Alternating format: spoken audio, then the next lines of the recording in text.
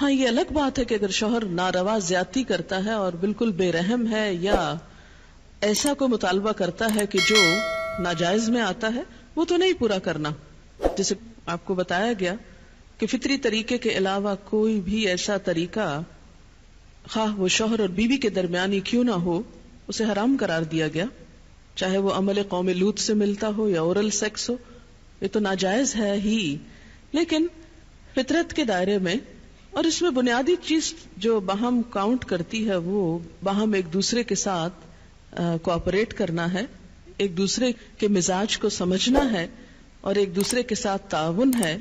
لیکن آپ دیکھیں کہ ہمیشہ آئیڈیل صورتحال نہیں ہوا کرتی، ہر شخص اتنا کنسیڈریٹ نہیں ہوتا. لیکن اللہ تعالیٰ نے عورت کو جہاں شوہر کو باہر کی مشقت دی نا، کتنی مشقت ہوتی ہے گرمی میں، دھوپ میں. مثلا ہر شخص کا ایئر کنڈیشنڈ آفس تو نہیں ہے کہ وہ وہاں بیٹھ کے کام کر رہا ہے. بہت سے مرد سڑکوں پہ سڑکیں بنا رہے ہیں دھوپ میں کھڑے ہو کر، کچھ کھیتوں میں کام کر رہے ہیں، کٹائیاں کر رہے ہیں فصلوں کی، کوئی اور مکان بنا رہے ہیں، دھوپ میں کام کر رہے ہیں. تو مرد اگر سارے دن کی باہر مشقت کرتا ہے تو وہ بھی ایک پینفل کام ہے، اور اس نے محنت کی اور بیوی کے لیے سارا آرام فراہم کیا، کھانا پینا باقی ضروریات.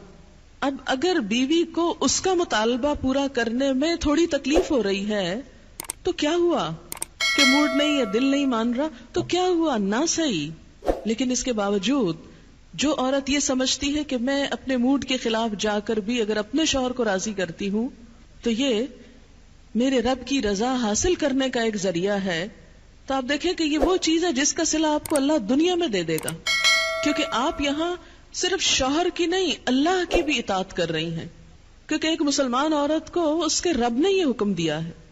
اور اس میں وہ حدیث آپ نے سن رکھی ہوگی اور عورتوں کو سنانے میں بڑی مشکل پیش آتی ہے مجھے ہمیشہ، اور عورتیں ایک دم اوفینڈ ہونے لگتی ہیں.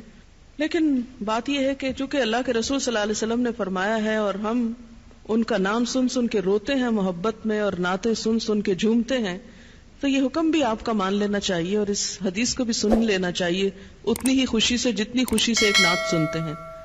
نبی صلی اللہ علیہ وسلم نے فرمایا جب مرد اپنی بیوی کو اپنے بستر پر بلائے اور وہ نہ آئے تو صبح تک فرشتے اس پر لعنت کرتے ہیں.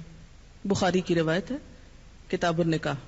ٹھیک ہے اس میں کہ اگر بیوی بیمار ہے یا اسے کوئی ایسی تکلیف ہے یا کوئی جینوئن ریزن ہے تو اس میں اللہ تعالیٰ اتنے بے رحم نہیں ہے کہ وہ دیکھ رہے ہیں کہ ایک عورت بخار میں پڑی ہے اور اس کا شوہر اس سے مطالبہ کر رہا ہے اور عورت نے نہیں مانا تو اس پہ لعنت بھجوانی شروع کر دی جائے. نہیں، یہاں ایک نارمل حالات کی بات ہے.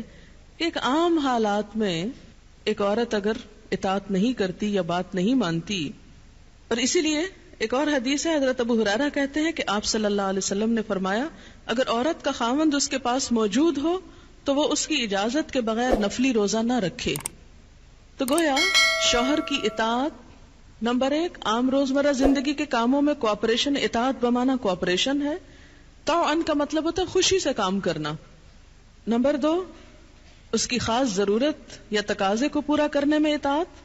ہاں کہاں اطاعت نہیں؟ جب وہ کوئی حرام کام کرنے کو کہے، جب وہ کوئی ناجائز کام کرنے کو کہے، جب وہ اللہ اور اس کے رسول صلی اللہ علیہ وسلم کی مرضی کے خلاف کام کرنے کو کہے. لا طاعت لمخلوق فی معصیت الخالق. مخلوق کی اطاعت جائز نہیں خالق کی نافرمانی میں. اگر اللہ تعالیٰ کسی کام پہ ناراض ہے وہ اطاعت جائز ہے. بہت سی خواتین کو دیکھا ہے جہاں اللہ کی نافرمانی ہو رہی ہے وہاں تو شوہر کی بات بھاگ بھاگ کے مانی جا رہی ہے، اس لیے کہ وہ اپنے نفس کے مطابق ہے نا. آپ سب جانتے ہیں کہاں کہاں. لیکن جہاں شوہر کی اطاعت اللہ کی رضا کے مطابق ہے لیکن ہماری رضا کے خلاف ہے تو پھر ہم وہاں نہیں بات مانتے.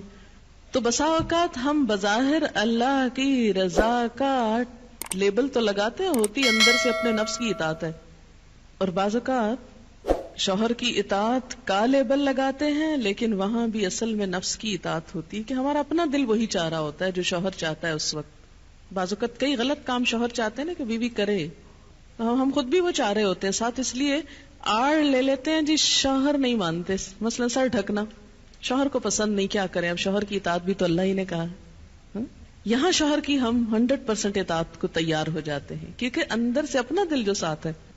لیکن جب رات کو شوہر بلائے وہاں اپنا دل نہیں، لہذا چاہے اللہ تعالیٰ کتنا ہی فرمائے سب اطاعت بھول جاتے ہیں. تو ایک مسلمان عورت، ایک فرما بردار عورت شوہر کے لیے اطاعت گزار ہے. میں کہتی ہوں کہ اگر عورتیں صرف اس آیت کے چھوٹے سے حصے جو 2 لفظ پر مبنی ہے فالصالحات قانتات پر عمل کریں، ان کے گھریلو زندگی کے 50% مسائل خود حل ہو جائیں گے. آدھے مسئلے یہیں سے حل ہو جائیں گے کیونکہ مرد سیٹسفائیڈ ہوگا، اس کی نگاہیں اور عزت محفوظ ہوگی تو وہ اپنا کوئی بھی کام دل جمی سے کر سکے گا. اگر وہ مطمئن نہیں گھر کی طرف سے تو گھر تو کیا باہر بھی وہ کام درست طور پر نہیں کر سکے گا.